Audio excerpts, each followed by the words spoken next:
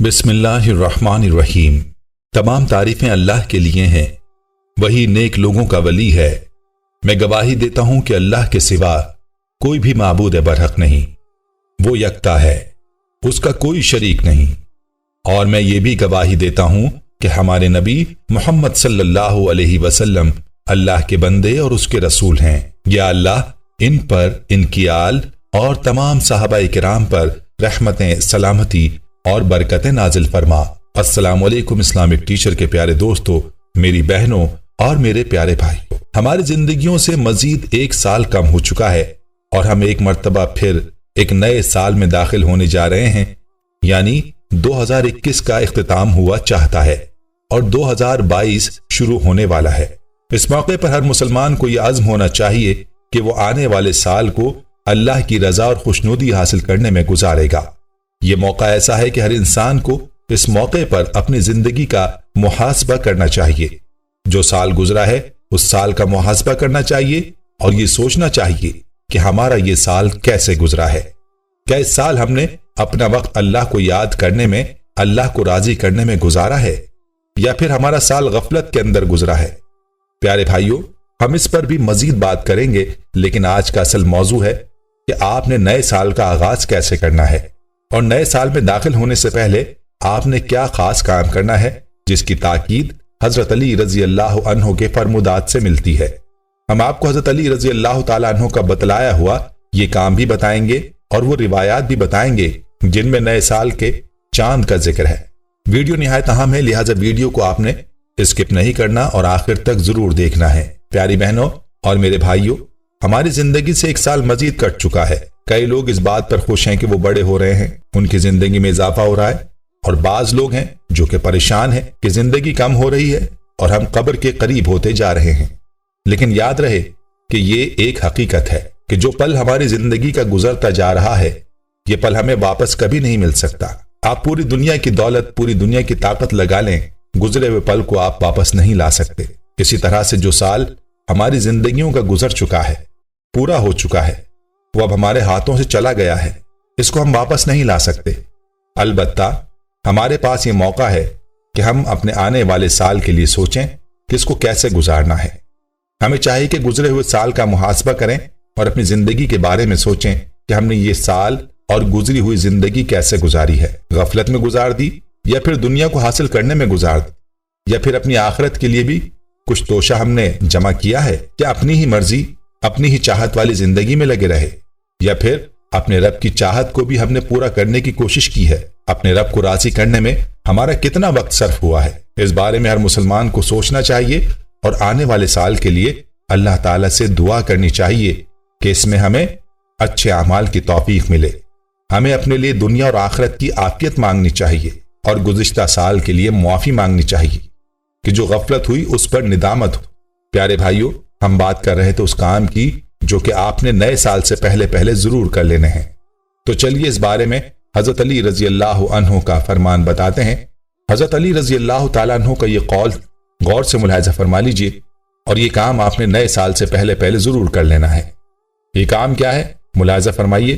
حضرت علی رضی اللہ عنہ سے منقول ہے کہ جب نئے سال کی خبر سنو تو مغرب کی نماز کے بعد آسمان کو دیکھ کر ایک مرتبہ سورہ فاتحہ پڑھ لو اور اللہ سے یہ دعا مانگو، اے اللہ، اس آنے والے سال کو میرے لیے، میرے گھر کے لیے، میرے عزیز و قارب کے لیے مبارک ثابت کر۔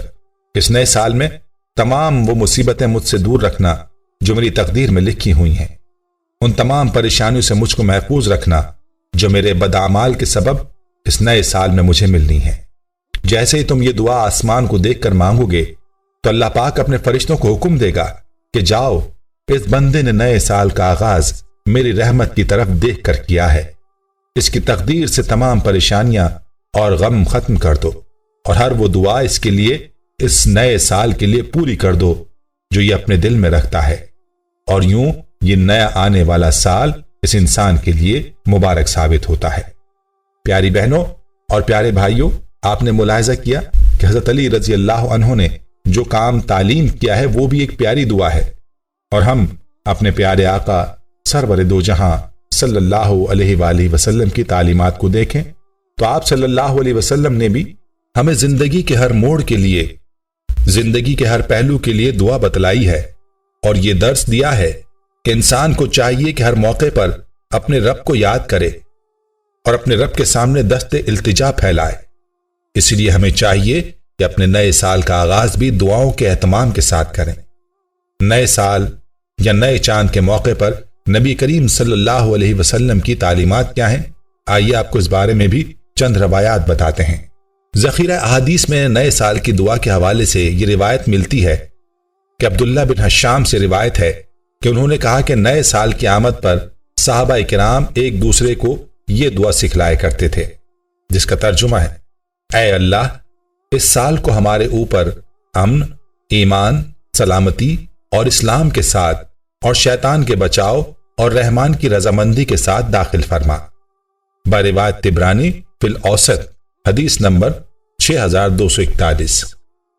یہ ایک روایت ہے کہ نئے سال کے حوالے سے اس کے علاوہ نیا چاند دیکھنے کی دعا کا حدیث نبویہ صلی اللہ علیہ وآلہ وسلم میں ذکر ملتا ہے، تو اس موقع پر نئے چاند والی دعا کا بھی اہتمام کرنا بہتر ہے۔ نئے چاند کی دعا کے حوالے سے یہ روایت ملاحظہ فرما لیجیے۔ رسول اللہ صلی اللہ علیہ وسلم نے ارشاد فرمایا، جب نیا چاند دیکھے تو یہ دعا پڑھے: اللہم اہلہ علینا بالامن والایمان والسلامت والاسلام ربی و ربک اللہ۔ ترجمہ: اے اللہ، اس چاند کو امن، ایمان، سلامتی اور اسلام کے ساتھ ہم پر طلوع فرما۔ اے چاند، میرا اور تیرا رب اللہ ہے۔ بروایت الجامع ترمذی حدیث نمبر 3451۔ پیارے بھائی اور میری بہنوں، اصل میں مسلمان کو یہی تعلیم دی گئی ہے کہ ہر موقع پر اللہ تعالیٰ سے امن، ایمان اور سلامتی کی دعا چاہیے، سلامتی کی دعا مانگنی چاہیے، عافیت کی دعا مانگنی چاہیے۔ جس کو عافیت نصیب ہو گئی تو سمجھو اس کو دنیا اور آخرت کی بھلائیاں نصیب ہو گئیں۔ ہر مسلمان کو چاہیے کہ ان دعاؤں کو سیکھے اور ان کا اہتمام بھی کرے۔ اللہ رب العزت سے دعا ہے کہ اللہ تعالیٰ ہمیں عمل کی توفیق عطا فرمائے، آنے والے سال کو ہمارے لیے امن و سلامتی کا سال بنائے، ہمیں اسلام کے مطابق اپنی رضا والی زندگی بسر کرنے کی توفیق عطا فرمائے، ہمیں ہر طرح کے چھوٹے بڑے گناہوں سے بچنے کی توفیق عطا فرمائے اور ہماری زندگی سے ہر قسم کی تنگی اور پریشانی کو دور فرمائے، ہمیں دنیا اور آخرت کی عافیت عطا فرمائے۔ آمین ثم آمین۔ اپنے حصے کا آمین کمنٹ سیکشن میں ضرور تحریر فرمائیں اور ویڈیو کو صدقہ جاریہ کی نیت سے شیئر ضرور کیجیے گا۔ دوستو، ہم یہ امید کرتے ہیں کہ آپ کو ہماری آج کی یہ ویڈیو ضرور پسند آئی ہوگی۔ اگر آپ کو ہماری آج کی یہ ویڈیو پسند آئی ہے تو آپ سے گزارش کرتے ہیں کہ آپ ہمارے چینل اسلامک ٹیچر کو ضرور سبسکرائب کر لیں اور ساتھ ہی لگے بیل کے بٹن کو بھی پریس کر لیں تاکہ آپ کے پاس ہماری آنے والی مزید معلوماتی ویڈیوز کا نوٹیفیکیشن بر وقت ملتا رہے۔ سبسکرائب کے ساتھ ساتھ ہماری ویڈیوز کو لائک بھی کریں اور اپنی قیمتی رائے کا اظہار کمنٹس میں ضرور کریں۔ کمنٹس میں آپ اپنے سوالات بھی ہم تک پہنچا سکتے ہیں۔ اللہ تعالیٰ آپ کو اپنے حفظ و امان میں رکھے۔ آمین۔